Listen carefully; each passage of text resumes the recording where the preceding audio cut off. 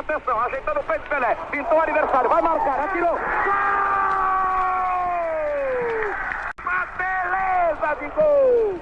Gol do Brasil, Pelé!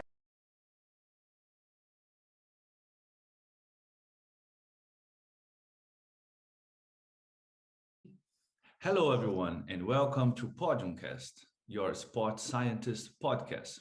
Today, it's my pleasure to interview Ismael Pedraza-Ramírez, a true Latino from Colombia that moved to Germany between 2011 and 2012, then moved to Australia to work as a barman and learn English, and then moved from Australia straight to Finland to make his master thesis. His scientific career also crosses many borders, with time spent in Finland, where he had a crash sledding with husky dogs. In Germany, he celebrated many times Carnival in Cologne, but most of the time he was trying to get free internet at Rewe supermarkets during the weekends. He's a former semi-professional soccer player back to Colombia. He made a career at Ecopetrol. He is highly involved in performance himself, with some attendances and marathon, half marathons and triathlon. He speaks 3 languages, and currently he's at the same time PhD candidate at Performance Psychology Institute of the German Sport University and performance coach at Rouge. My dear Isma, how are you? Hello, my friend. Thank you. Good. You did a good job summarizing parts of my life, so good. Thank you. How are you doing? Nice. Isma, I want to know a little bit more about the story behind the publication entitled Setting the Scientific Stage for Esports Psychology, a Systematic Review. Who had the idea to write this paper, and what was the motivation to write this paper? Well, I think the idea behind the paper was to try to understand the psychology of esports in general. So I was very interested at the time when I started my PhD. I was very interested in esports. So I proposed to research in this new field that I started in 2018. Was it? Yes, The PhD. October, yeah. Yeah. So it was not much research was done at that time. So with my supervisors, Silvan mainly and Marcus Rapp, so we were trying to figure out whether we should start with a experimental paper in esports, but because we didn't know the literature, we didn't know how much research was there in esports and what's the difference with esports and video games. So I think Silvan mentioned very well, I think it's better to start with a systematic review, so you get to have a feeling about what's out there, and you can start becoming an expert from that direction. So that was the idea behind it, because there was so much I would say like mix between video game research, because there is lots of video gaming research, but esports as how we know it right now, which is competitive video gaming, it was something very, very new. Yeah, I remember this time, and I assume that actually was a good move, because now it's settled.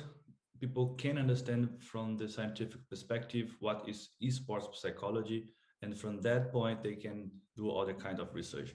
But going a little bit more in direction of what you said, in this paper there is a clear differentiation between video game and esports.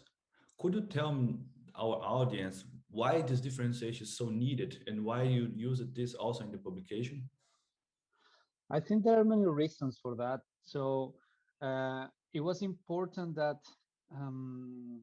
that we take a similar approach. In my position, it is important to take a similar approach as how it's been done in traditional sports, in the sense that you are not researching in football or soccer and at the same time basketball. So you're putting these games together, so these sports together, to research a phenomena. You are not doing that. We're not doing that. So you are researching soccer separately, basketball in decision making, soccer in decision making, and so on and so on and so on. What's happening in video gaming research is that they are putting specific video games together and they research a specific phenomena. And even after years of research, we still have some um, mixed evidence about those effects or that type of phenomena that they are looking into, especially in cognitive functions or executive functions. So for esports, since we were able to set up the stage, right, we were able to be the first ones to try to guide other researchers in a direction that we think it's based on what it was suggested already from years of research in video games, which was separate the video games, try to understand the uniqueness of each video game, and then we can start figuring out in a more objective and accurate way the specific phenomena. So that's why we said, okay, it makes sense to try to do the same already in esports. First, define what esports is and how it's different from video games. So we had a clear definition in terms of video games is not the same as esports, but esports is a video game. And this goes in the direction of esports is a competitive environment or competitive scene. There are specific rules. Players can be ranked in a specific ladder with some sort of organizations behind the game or behind the esport that secure integrity. And this is the difference in terms of esports and video games, because video games is for fun. There is not any of these ranks that are official ranks, and there is not an integrity making sure that people are not cheating. So this was like the idea behind it, for try to understand like the nature of competitive video game, but then at the same time to make sure that we are actually researching what we want to research and understand the uniqueness of each game. I understand. Yeah, this actually for me, I remember at the time when we were talking about this differentiation was so needed just to start to talk about what esport is to someone else, also in the scientific community. Therefore, I like the idea to have a paper where you say, well, if you want to understand the difference, I think paper is really a good masterpiece where you can find it, and then you can understand the difference between both. Nice. Yeah, going in the direction of scientific life, can you tell me a little bit more about the review process? Because you publish in a really huge journal in sports science and sports psychology, and I really want to know how the peers, how our scientific peers, how they saw your proposal to publish this paper. The review process, or the creation of the paper itself, it is it is a systematic review. So that's like what the word itself means. It has to be systematic and it has to be step by step. And since we are trying to bring rigor and transparency, so it is important to show that on the paper. We were, let's say, ambitious to try to publish in a high impact journal. And this is also thanks to my supervisors and to. And you did. This is really great. You've taught. Yeah. It's really, really good. Yeah, and then to my other co-author, Lisa Musculos, that as well, like all these kind of all these people help to this process, right? And I think in terms of itself, the review process or the peer review process, so the reception was not as expected. I think it was positively received. And I say not as expected just because it is a new field. And there are lots of already barriers and challenges, obstacles in terms of accepting esports as a sport or even as a performance domain in many different fields. So that's what I'm saying. It was a very positive, experience there. It was positively received. Yeah, I think it was my first, like as a first author experience in a peer review process. So I learned a lot, especially because of systematic review. So you are looking the overall perspective of the field. and then the reviewers were very diligent, and they gave really good feedback as well to try to improve the manuscript, because I guess they saw the good impact that could have. Yeah, and the paper, what I like the most, just for the record, is this picture that you Of have. course. I have to say, when I see this picture, I get impressed by saying, "Well, now I understand what you're talking." Yeah, you refer to the heuristic model.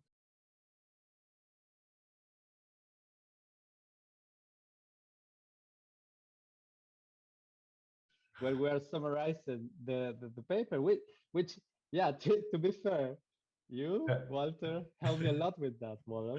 Nice.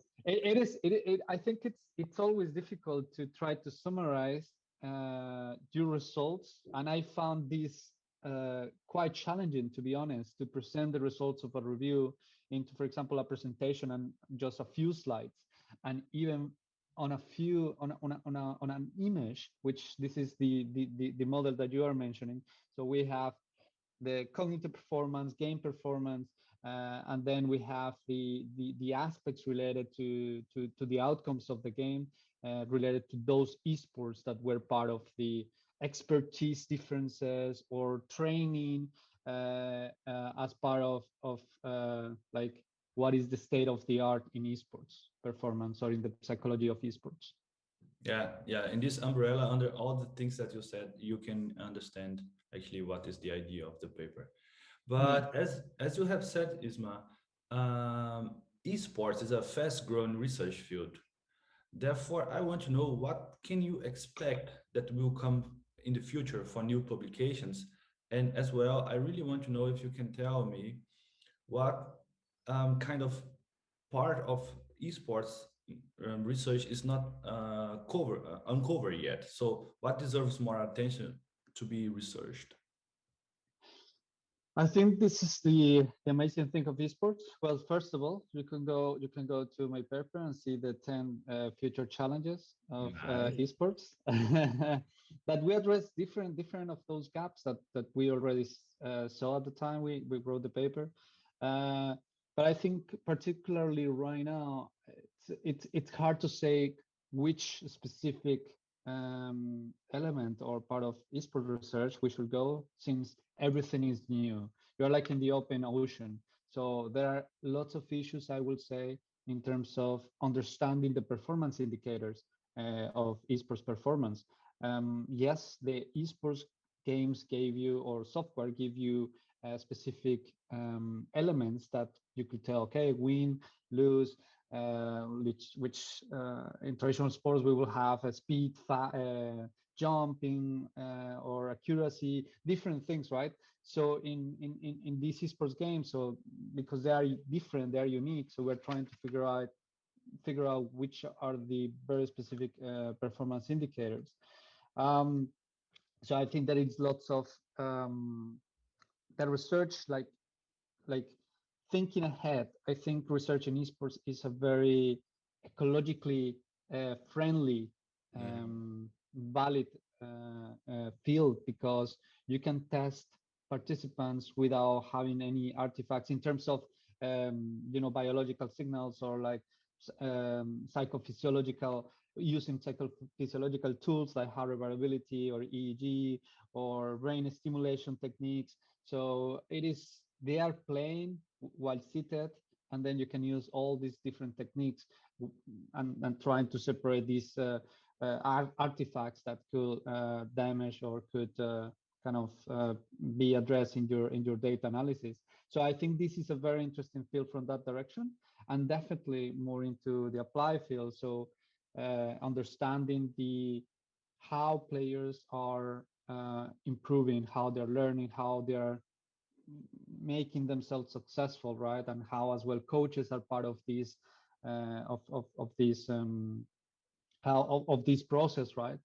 So I think there are many different directions, and for myself, like I'm going more in the direction of decision making and heart rate variability and the influence of these different factors for performance.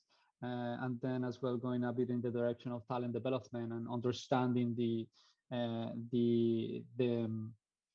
like the esports teams, how they actually behave, how they actually different factors of the environment influence their performance and the development of these players. As one of the issues is that there are not career paths. Let's say there are not paths where players are start in a young age and they start developing slowly, progressively until they become professional players. So this is a gap still that we are trying to better understand. Yeah, I'm looking forward to see this paper because I think when you match what you said, this high quality methods where you can get a lot of information about the participant, brain, heart rate variability, and so on. In addition to this environment where you can manipulate many things like the game and all the how the process goes. I think this is a nice idea how you can really understand from inside what is going on as a e-sport athlete, and this is really interesting. Nice. Isma, heading to the end, I really want to ask you what a kind of tip you could give for the young generation of sports scientists, because you are still young, although it doesn't look like, no, it's a joke. You look like so young still. This is maybe in your Latino blood. Yeah. But I really want to know because I know that the audience also at the same time are sports students, and but also those who work in the applied field. So what kind of tip could you give to them? I think the tip that I could give is to prepare properly from the academic path. So this means their bachelor's degrees, their master's degrees, and continue going on if they want to do PhDs. So this is the training time.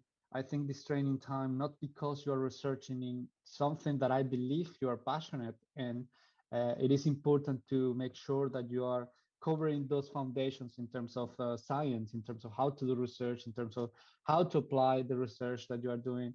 I think in sports psychology as a general field, we are still struggling how to transfer knowledge from theory to practice, and not even in sports psychology, in science in general. But I think this is a bigger one for us just because we are such a, let's say, practical field in which we're working with humans. So we have an impact on those who we are working with, which aka players, teams. So I think the preparation is very, very important. And then as well, and then it could be forgotten that it is, or not forgotten, but it could be look like because it's a video game, so it is not serious, or it's like you can do what usually sports teams are used to do, which is a bit not going in the direction of professionalism. So I think this is very important. So we start setting the line in terms of, okay, this is the direction we want to go. There are the expectations, high expectations of quality. So I would say this, and as well, just knock doors in terms of internships. Just go and try to find internships from the research level in high quality universities, and as well on teams and organizations that work in the applied field. So I think this will be something that it will be important for young researchers and practitioners. Nice, nice. I think this is a really good idea, and people can profit from this because most likely you said a word that seems to be more in the applied field, but training to write papers, to write abstracts, to send and make presentations and so on. This is a really a training part that is so necessary for a scientific career. And if you do this in your bachelor, master, and or PhD, you can have more chance to stay in academia if you want. This makes a lot of sense. Absolutely. Yeah. Absolutely. Dear Ismael, thanks a lot for your attendance. Have an amazing day and see you next week at Podium Cast. Thank you, Walter. Bye-bye. Bye-bye.